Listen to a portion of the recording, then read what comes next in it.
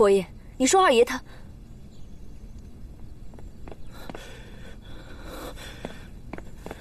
允彤呢？把允彤给我。允彤，你要他干嘛？是啊，死人就是活人。我用允彤的力量就可以见到丫头，我要跟她在一起，去过我们两人的世界。我只想过我们两人的世界。把允彤给我。不行，我现在没有允彤。怎么可能没有允彤？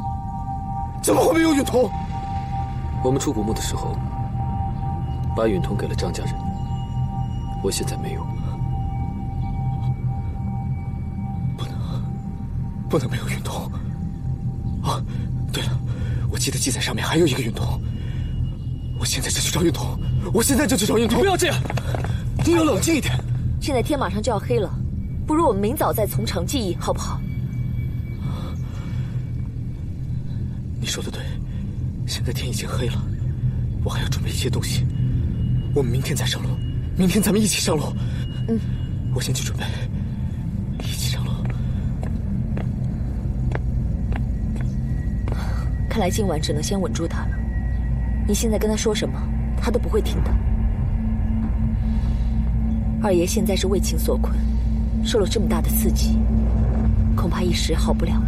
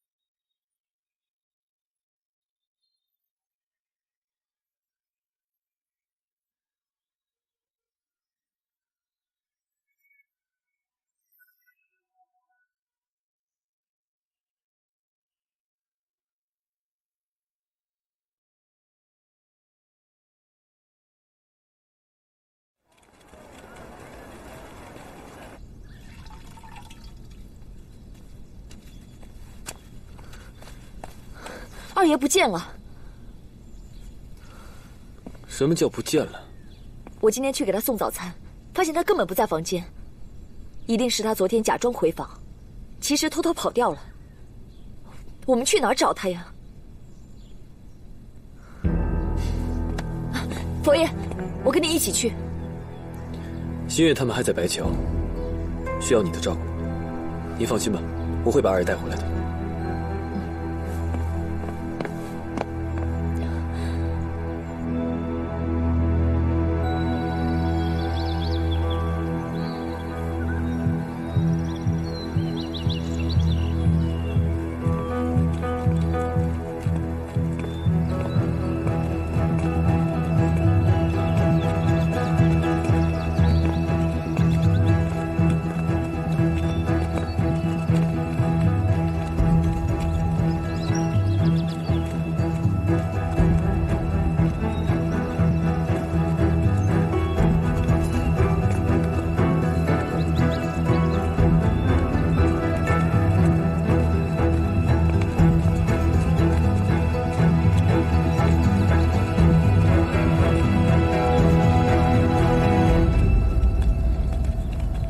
去苗寨沼泽只有这一条路，按二爷的脚程，理应在这里遇上啊。我们可能真的低估了二爷。继续往前走。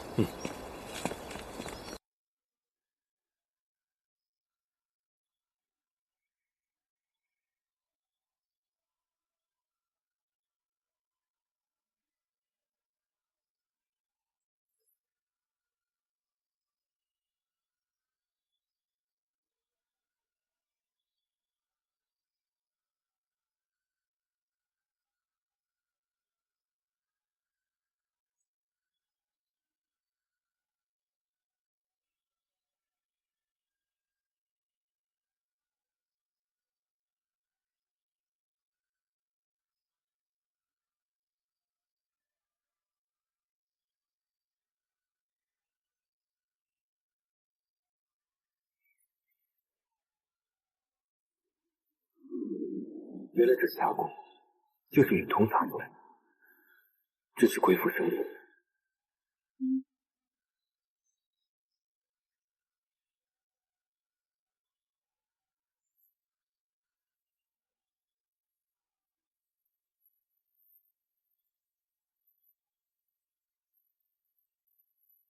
壁画上画到允彤，是以斜入的方式撒进，画的指向应该就是这个地方。瀑布后面应该还会有山洞，你们分头去看。是。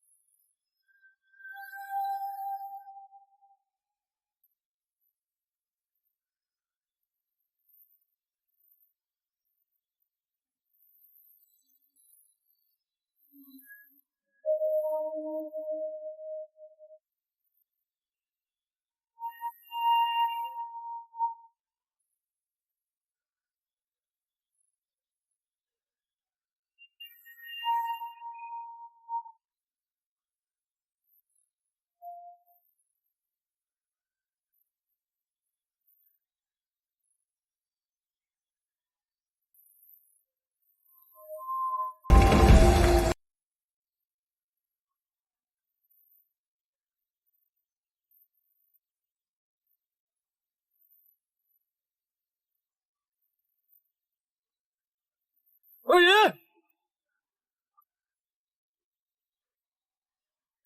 二爷，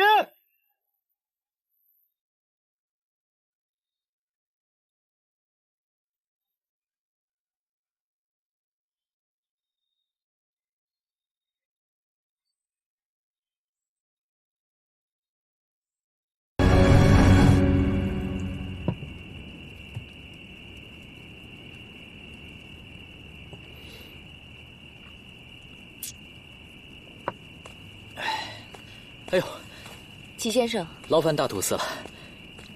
来来来，请坐，请坐。来，来，来。你说，这按道理，佛爷早该追上二爷一块回来了。可这么多天，一点消息都没有。嗨。佛爷亲自出马，这找是找得到的，怕只是怕……哎呀，往昔所造诸恶业，皆由无始贪嗔痴啊！二爷呢，他已经情入骨髓，难以抽离了。哎呀！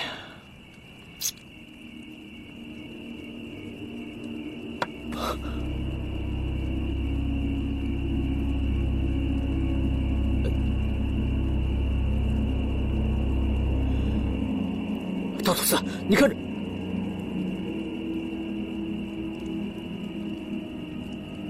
大土司，大土司，大土司，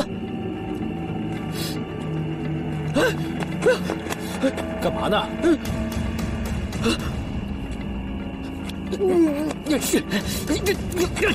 干什么，八爷？疼不疼啊？怎么不疼啊？大图司，大图司，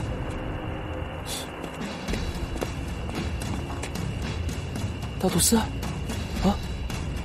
哎呀，别叫了，大图司被定住了。你看这个月亮，它还倒挂着，这说明我们还在允同当中呢。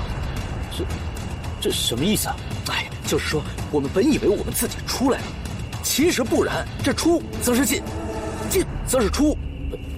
八爷，你的意思就是说我们还没从墓里出来吗？对呀，对什么呀？怎么不对啊？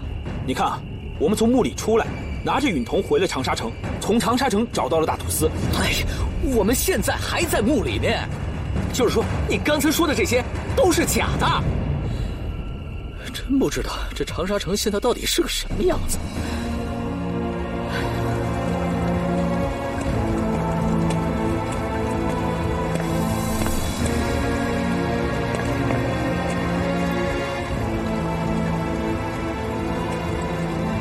佛爷，醒过来！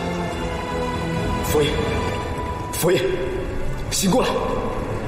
佛爷一定要醒过来！佛爷一定要醒过来！佛爷，醒过来！醒过来！难道我们还没有走出允同？这一切还都是幻觉？那二爷留下这些文字，一定是发现我们并未走出幻觉。他知道我一定会来找他，所以才留下这些文字。不仅要唤醒自己，更是为了要唤醒我。那老八他们？多年之后，齐八爷结识了一位德高望重的西方学者。学者终于揭开了重重疑点。允同是传说中千年的天外来物，是外太空的坠入陨石，因质量巨大且带有奇特的能量，在其周遭范围内形成特殊的引力场，令周围的物质发生异变。接近允同时，会影响人的脑电波，因磁场混乱而导致出现幻觉。所谓幻觉，就是因脑部额叶受到电波刺激，储存在内的记忆产生错乱，被碎片化调出，从而导致进入混乱和恐慌的境地中。当更加接近时，进入到允同立场的直接领域中后，允同释放的能量会直接干扰人的脑神经，让被干扰者进入完全脑部高速活动的境界，并且同时被干扰人的脑电波会被放大后抽离，被允同能量影响的同时，也对其他同在领域中的人造成相互的影响。这种强大的干扰力量，如果落入心怀叵测之人手中，后果不堪设想。而日本人和裘德考一心寻找允同，张大佛爷势必要阻止歹人得到此物。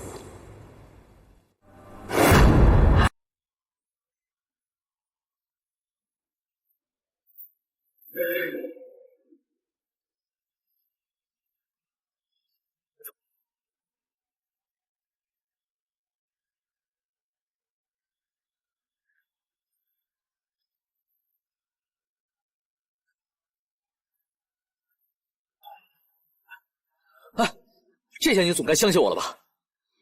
这佛爷和二爷岂不是？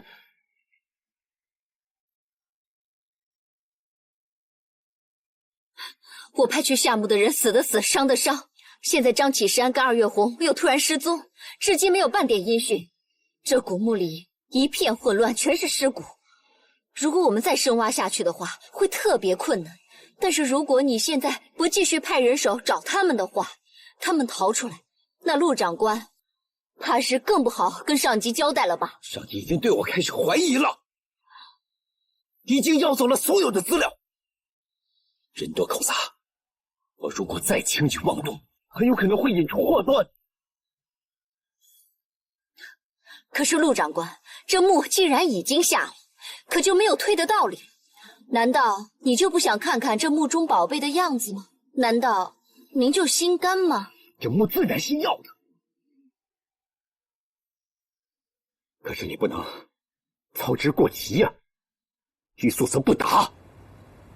说到底，这墓里的宝贝是一笔横财，可万一得罪了上级，我可就完蛋了。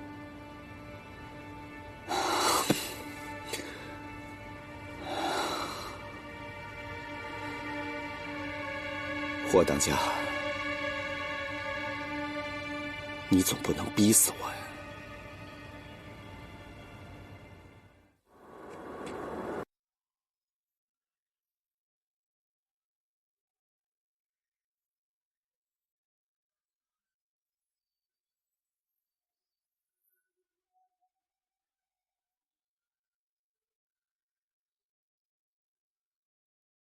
人未脱身，还在运通。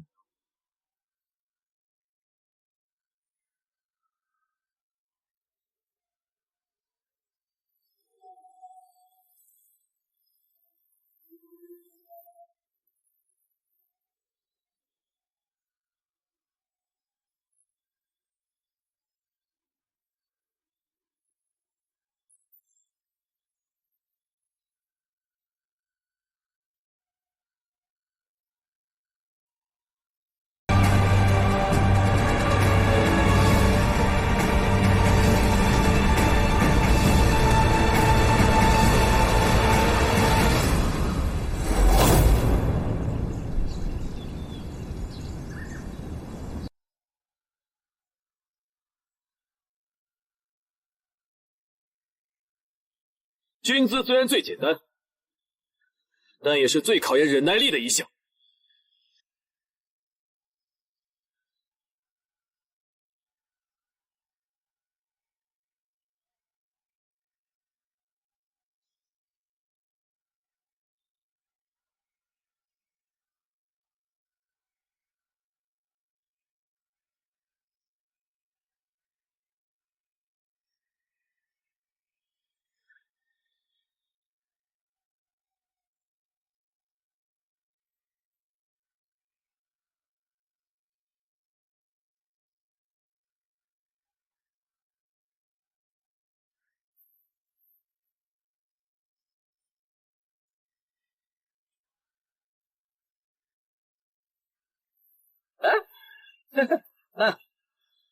哎呀，我看你们一个两个都心浮气躁，这样很容易气息不稳呐。要想像咱们佛爷一样屹立不倒的话，就要做到一点，那就是静。心若静，体则凉。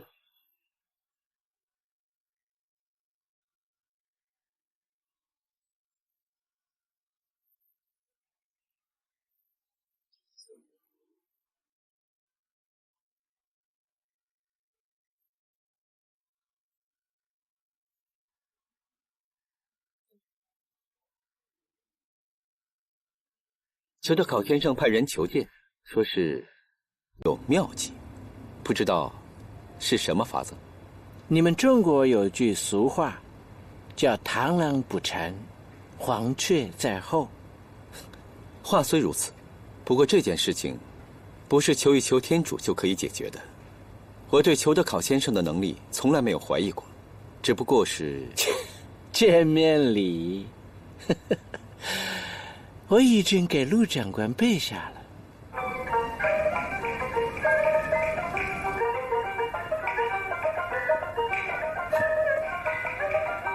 裘德考先生，我实在是没有时间在这里陪你看戏。你们中国文化博大精深，就像眼前这种在民间广为流传的把戏，皮影戏利用人物剪影进行表演，堪称精彩绝伦。先生，你就别卖关子了。礼到了，卢长官接着往下看就知道了。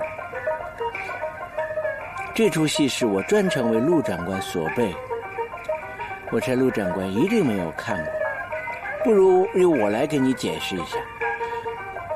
传说远古的时候，有一块运铜从天而降。这块巨大的运铜在进入大气层的时候，被分割成了3块。可是我实在是搞不明白，这跟我有什么关系？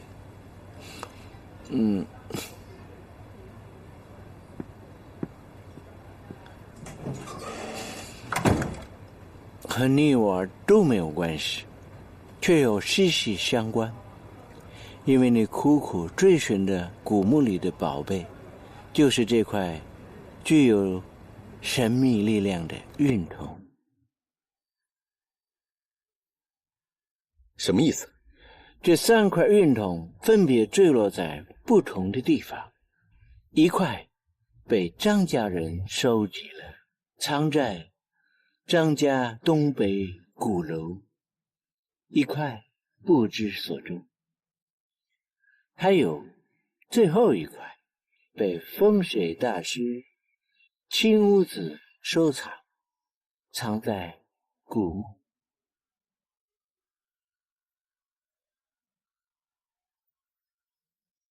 相传这块运铜有着神秘的力量，穿过运铜可以进入一个神奇的世界，里面有什么会发生什么，无人知道。先生的意思是，张喜山他们很可能已经进入到了陨铜。也许。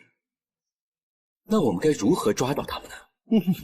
你抓不到，只有我能。这是我刚刚才成立的公司，自由买卖物品。我还真是有眼不识泰山，和先生相处了这么长时间，竟然不知道先生有这么大的本事。先生说的自由买卖物品，指的可是任何物品？我对中国文化颇有研究，年代久远的物品自然更为欣赏。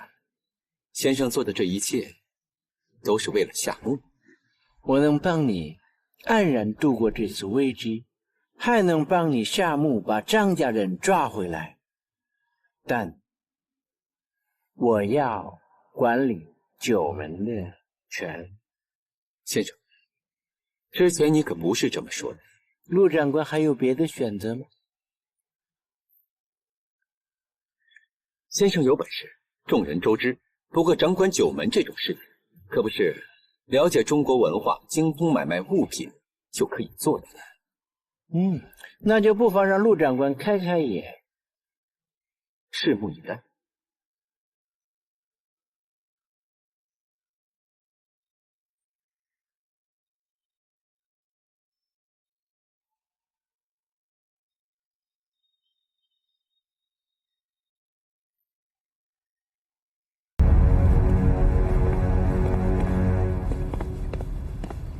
真是没想到先生还有这么大的一个秘密实验室，看来我真是小瞧你了。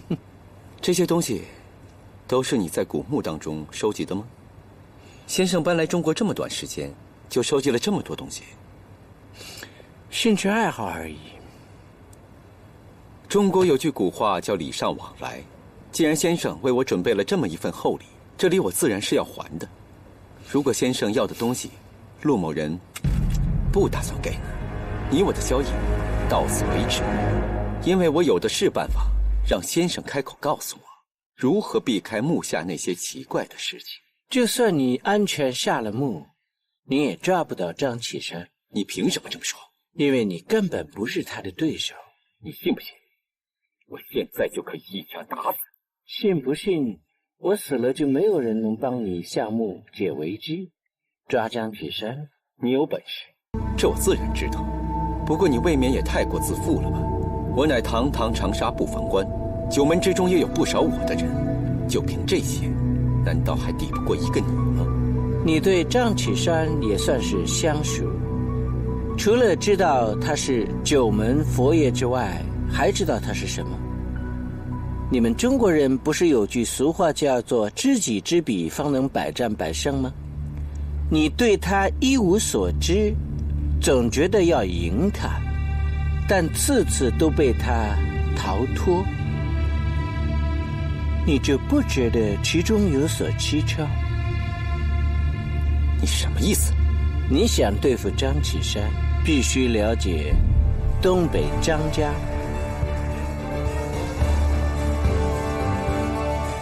东北张家？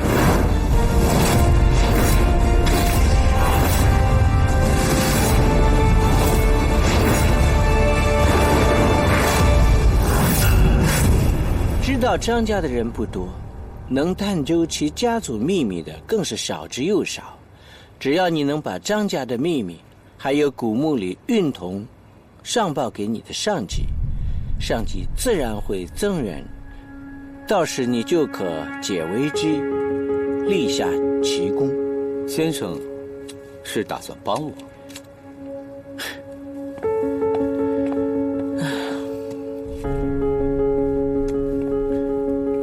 我提的条件，陆长官还有异议吗？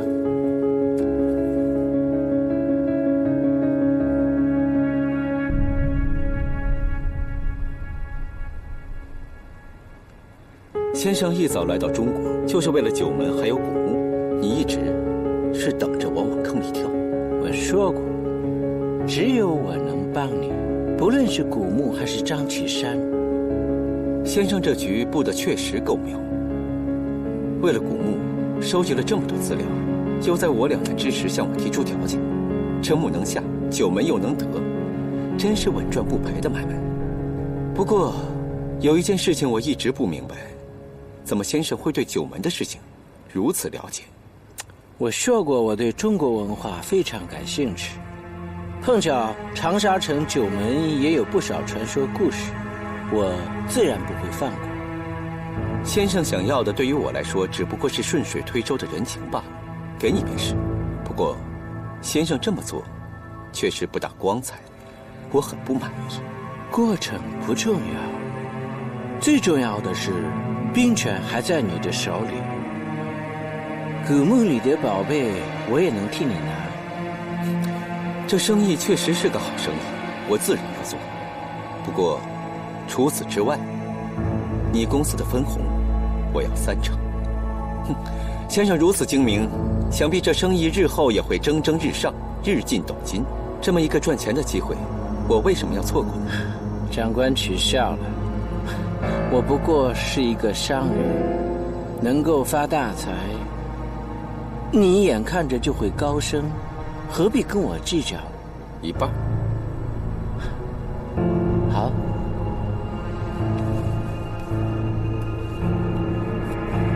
陆长官，以后我的公司还要托你的照顾。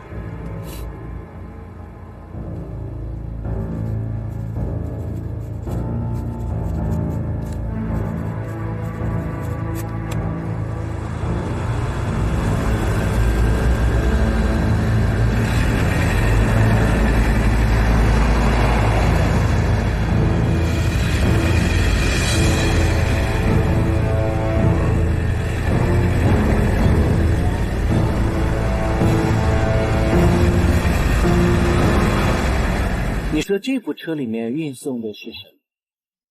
这不外乎就是商家运送的商品啊。不要用眼睛去看，要用心观察。肉眼会骗人，但事实不会。你看，这车轮碾压的地上，压出如此深的车轮印，说明里面一定有非常多也非常重要的货物。一般来说，这么多的货物走路上运输是划不来的，再加上货车上黑布盖得严严实实，我猜这里面一定是些不凡的宝贝。那他们是要拉出去贩卖吗？时局动荡，卖怕是不可能，应该是怕这些东西放在家中不安全，所以要赶快运出去。这长沙城啊，如今动荡不安啊，所有人都在想退路。先生，您为什么还要决意下墓啊？一直以来，我费尽心力，走出99步，就是为了最后一步。这墓，如今我非去不可。这夏目凶险万分，只怕……恐惧都来源于想象。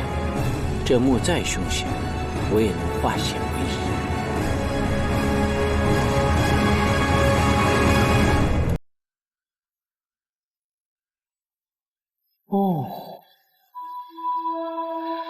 邱德考先生，就带这么几个人手，恐怕是不行了。要不要我加派一些人过来？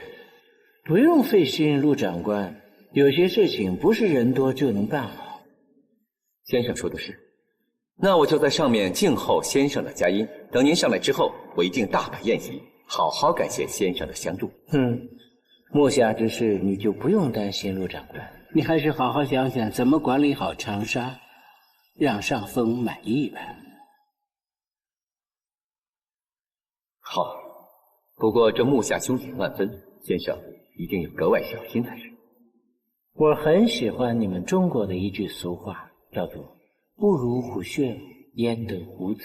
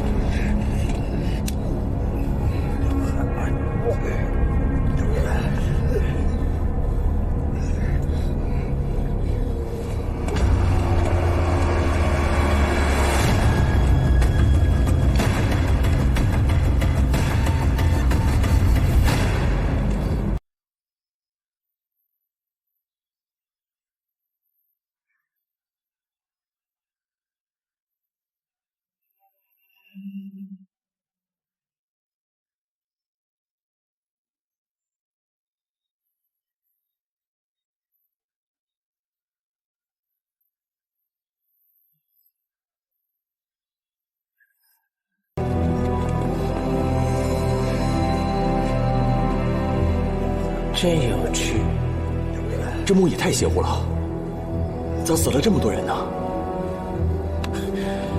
你们中国不是有句俗话叫做“前人栽树，后人乘凉”？这些机关都已经让他们替我们试探挡下了，我们就更不用怕了。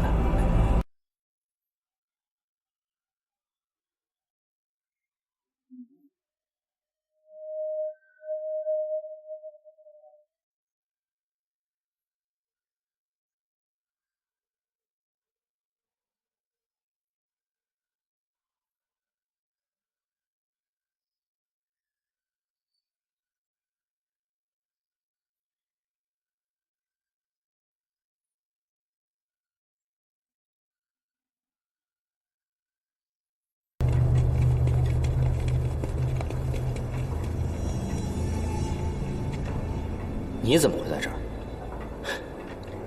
我可以带你进去。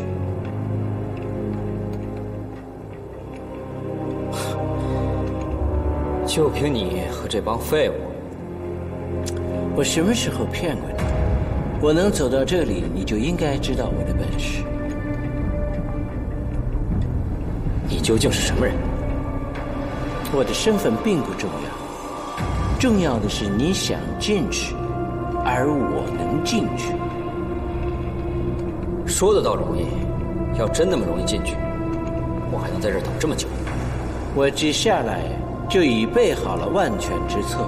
有时候你们中国人不得不承认，你们千百年所传承下来的东西已经过时了，还得靠先进的科学药物。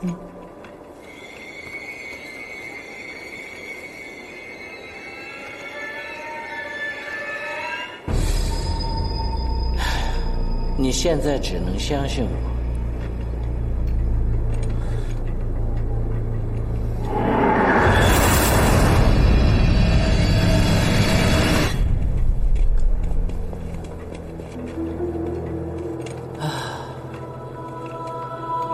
这里和我们之前来的地方不是一样吗？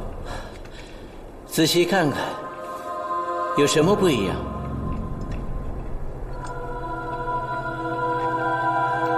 看不出来，不过是感觉有些不一样。这就是中国人传说中的罗刹海市。你看，一切事物皆为颠倒。罗刹海市，那就是说，我们看到的一切都是假的啊！人生中的幻想，往往就是你以为走出了幻想，其实你才刚刚走入了幻象之中。你说的什么东西？我完全听不懂。我不管什么罗刹海市，我找到张启山就可以。他们应该也是进入了幻象之中，只是张启山应该有能力识破幻象，走出困局。不过现在看来，我也高估他，他还没有意识到这一点。先生，那接下来我们该怎么走呢？我们既然已经来到了他们所处的世界，那找到他们也就不成问题。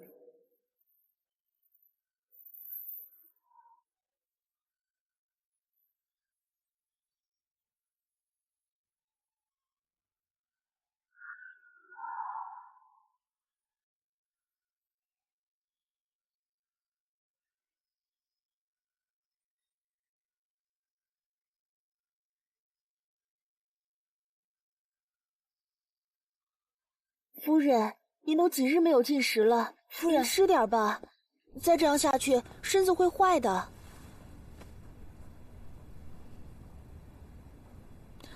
夫君迟迟未归，我吃不下。我知道您担心佛爷，可您自己的身子也很要紧啊。佛爷回来看您这么憔悴，肯定心疼死了。那我也得等到他回来才行啊。下去这么久，半点消息都没有，我哪还有心思吃饭啊？气死我了，真是岂有此理！哼！来人，给我拿套碗筷来，要景德镇官窑烧出人那套。是。贝勒爷，是谁惹您生气了？气死我了！你说这个陆建勋啊，我非得好好找个机会治治他不可。墓下面已经有很多人了吧？啊，他非要找一个什么外国人下去。嘿，我要是不给他点颜色看看，老虎不发威，他当我是病猫啊！又有人下墓了呀？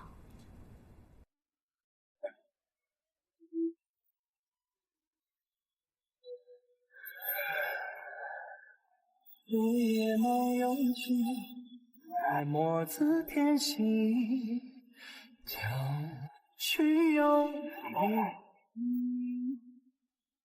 而却叹雨，人生一多交集，梦对山头不知人诉。一别却远去。愿有距离，醉就醉的有了于眼睛。你说将来，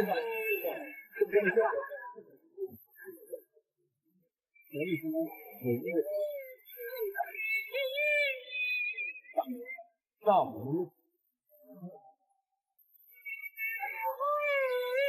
我一定知道。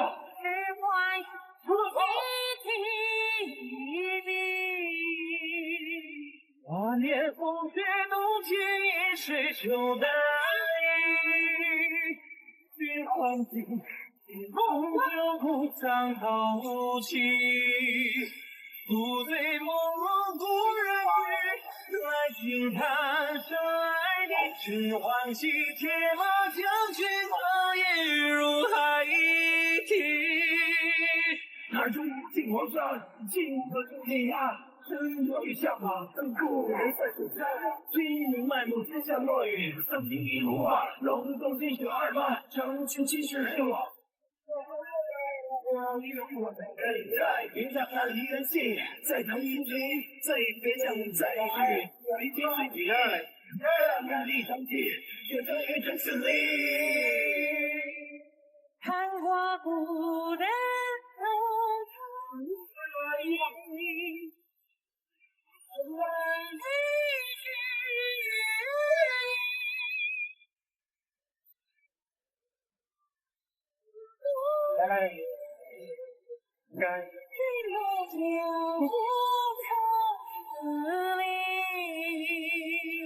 那年洪水洞天野，水手单衣。陈欢喜，心中旧故藏到底。宿醉朦胧故人归，来轻叹深爱你。寻欢喜酒宴离去，谁人负你？不好意思，玩了一下。